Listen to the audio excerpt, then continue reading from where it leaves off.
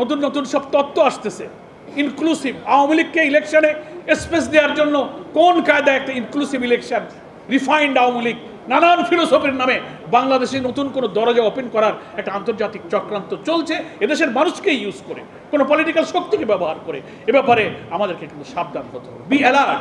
আওয়ামী দুঃশাসন বিদায় নিয়েছে, ফ্যাসিস্ট শেখ হাসিনা চলে গিয়েছে। এখানে আমি মনে করি আত্মতৃপ্তির স্বস্তির কিছু নেই।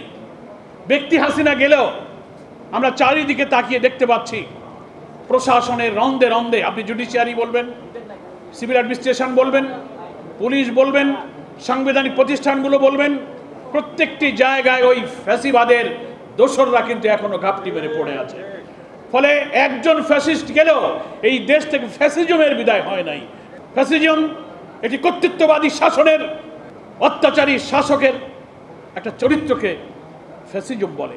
এই মানসিকতা, এই চরিত্র, এই আদর্শকে যারা এখনও লালন করেন তারা কিন্তু দেশে আছেন।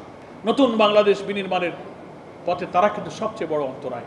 জনগণের ভোটে নির্বাচিত জনপ্রতিনিধিদের কাছে ক্ষমতা হস্তান্তরের মধ্য দিয়ে এটি নিরপেক্ষ নির্বাচনের যে প্রক্রিয়ার দিকে এগিয়ে যেতে চাচ্ছি, বারবার একটি অপশক্তি সেই পথে বাধার সৃষ্টি করে। আমরা মনে করি আওয়ামী লীগ তো নেই, দুঃশাসন তো বেঁধে দিয়েছে। নো, আমরা তো তাকিয়ে দেখতে পাই আমাদের সামনে কিন্তু এখনো দেখতে পাচ্ছি ফ্যাসিবাদী রাষ্ট্র কাঠামো বিরাজমান। রাষ্ট্রযন্ত্রের সর্বত্র ফ্যাসিবাদের প্রতাত্তারা আছে।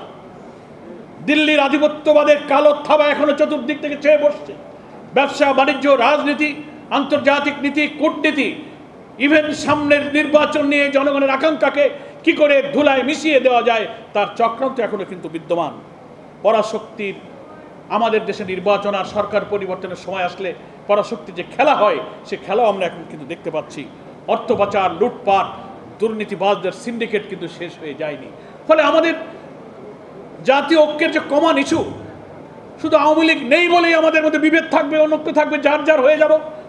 আমরা বক্তৃতার সময় বলবো ব্যক্তির চেয়ে দল বড়, দলের চেয়ে দেশ বড়, আর কাজের সময় আসলে দেখা যাবে যে না, দেশের চেয়ে দল বড়, দলের চেয়ে ব্যক্তি বড় হয়ে যাব। এটা তো আমাদের আত্মপর্যালোচনার সময় এসেছে এখন।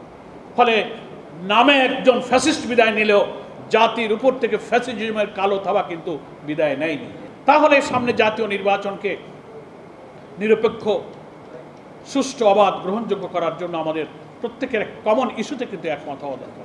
দল আমাদের ভিন্ন থাকুক, এই জন্য গণতন্ত্রের এটা একটা সৌন্দর্য যে ভিন্ন দল, ভিন্ন মত থাকবে, দলের মধ্যে আদর্শিক বিতর্ক থাকবে।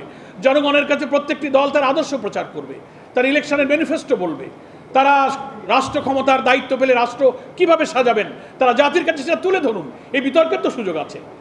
এক দল আর এক দলের আদর্শের ব্যাপারে যুক্তিপূর্ণ কথা বলতে পারেন, বিতর্ক করতে পারেন, সমালোচনা করতে পারেন, কিন্তু প্রতিহিংসা, আক্রোশ, অসত্য তথ্য দিয়ে, মিথ্যাচার দিয়ে জনগণকে বিভ্রান্ত যদি আমি কাউকে করি, এটা কিন্তু রাজনৈতিক শিষ্টাচার এবং রাজনৈতিক ভাষা এবং রাজনৈতিক মেজাজের সাথে যায় না।